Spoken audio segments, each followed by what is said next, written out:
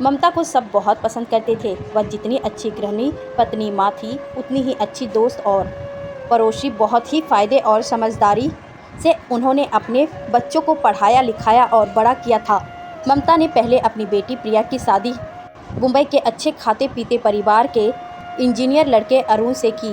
प्रिया की शादी के 1 साल बाद ही ममता ने अपने बेटे आकाश की शादी उसी शहर के डॉक्टर परिवार की अच्छी पढ़ी लिखी बेटी सोनिया से की। प्रिया CEO थी और सोनिया एक फैशन डिज़ाइनर। दोनों बहुत फ़ायदे से अपने करियर और घर दोनों का ध्यान रखती।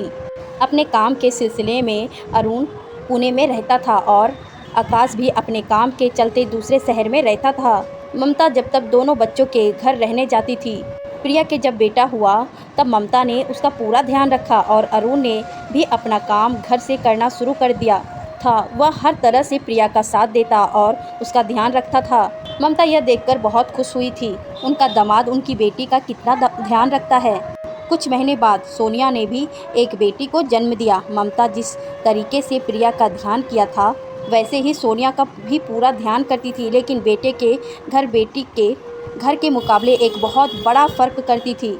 आकाश जब किसी तरह अपनी पत्नी का ध्यान करता था या उसके लिए कुछ बनाने की और करने की कोशिश करता था तो ममता उसी वक्त टोक देती, अरे तू रसोई में क्या कर रहा है, बच्चे के कपड़े क्यों बदल रहा है। या फिर बेचारा आकाश, मेरा बेटा रात को सो भी नहीं पाता बच्चे के रोने की वजह से। यहाँ तक कि 2 दिन की छुट्टी के बाद आकाश के पीछे पड़ गई थी, तेरा घर में क्या काम मैं संभाल लेती हूँ ना, काम वाली भी तो है ना मदद के लिए। प्रिया के घर में जबकि अपने भाई से ज़्यादा पैसे और नौकर चाकर थे। सोनिया को यह भेदभाव बहुत परेशान करता था। वह ममता की इज्जत करती थी और हर बात का ध्यान रखती थी, लेकिन दामाद और बेटे के अच्छे पति होने की उनकी जो अलग परिभाषा थी वह सोनिया को बहुत तकलीफ देती थी। सोनिया के ससुर भी इस भेदभाव को लेकर परेशान थे।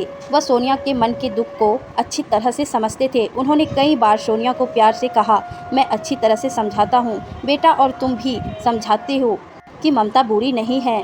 पता नहीं दामाद और बेटे के फ़र्ज़ों में क्यों फ़र्क करती हैं। भरोसा रखो, सब ठीक हो जाएगा। सोनिया बहुत समझदार थी, इसलिए उसने अपने ससुर की बात की हमेशा इज्जत रखी।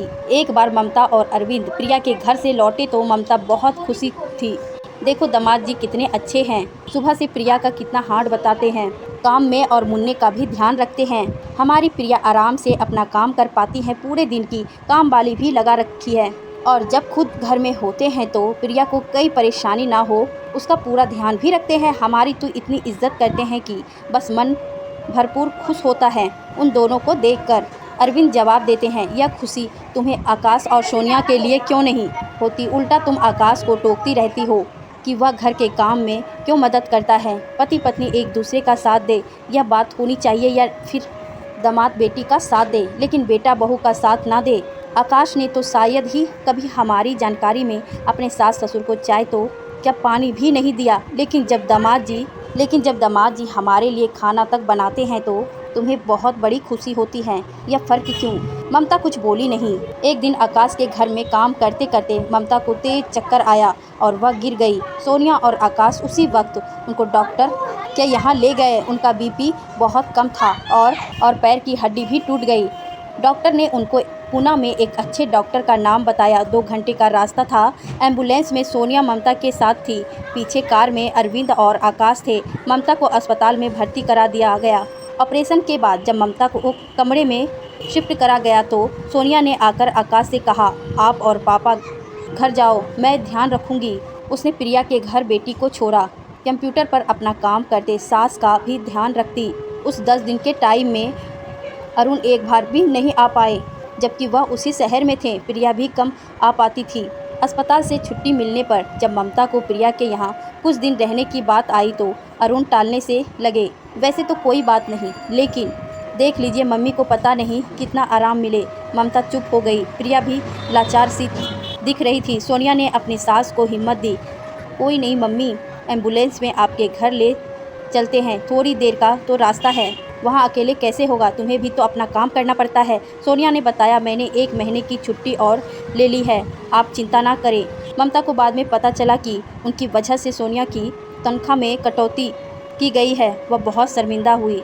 सोनिया की दिन रात की सेवा से ममता महीने से पहले ही ठीक हो गई। उन्होंने एक दिन सोनिया, आकाश और अरविंद को हॉल में बुलाया। आप सबसे मेरा बहुत ध्यान रखा, लेकिन सबसे ज़्यादा सोनिया ने कोई कसर नहीं छोड़ी। मैं माफ़ी चाहती हूँ सोनिया। मैं हमेशा यह सोचती रही कि दामाद जी बहू से बढ़कर होते हैं। उनको मेरी बेटी का ध्यान रखना चाहिए, लेकिन बेटे को बहू का नहीं। अगर दामाद जी से बेटी की खुशी है, बहू से बेटे की। तुम्हें दुखी करके मैंने अपने बेटे को भी दुखी करा। मुझे माफ़ कर दो आप सब। सोनिया ने अपनी सास का हाथ पकड़कर अपने सर पर रखा और आंखों में आंसू की नमी के साथ मुस्कुराई।